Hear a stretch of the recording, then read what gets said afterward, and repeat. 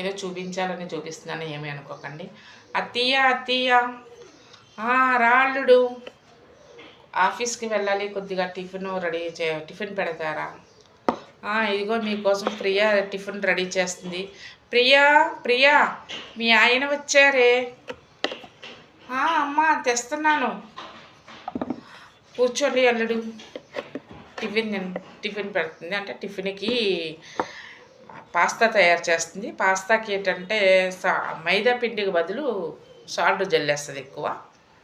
అయితే అల్లుడు టిఫిన్ పెట్టింది, టిఫిన్ తింటున్నారు. అల్లుడు ఒక స్పూన్ నోట్లో పెట్టుకున్నారు.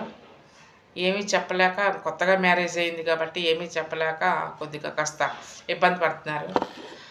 అమ్మ నువ్వు తినవే, పెట్టు ఒక ప్లేట్ పక్కని. ఒక ప్లేటు వాళ్ళ అమ్మ కూడా రెడీ చేసింది. వాళ్ళ అమ్మ టిఫిన్ తింటుంది.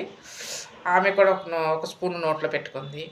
అల్లుడు 2 స్పూన్స్ ఆల్రెడీ, ఒక స్పూన్ పెట్టుకున్నాడు, 2వ స్పూన్ నోట్లో పెట్టుకునేసరికి ఏమీ అనలేక వాళ్ళ అత్త వైపు చూస్తాడు.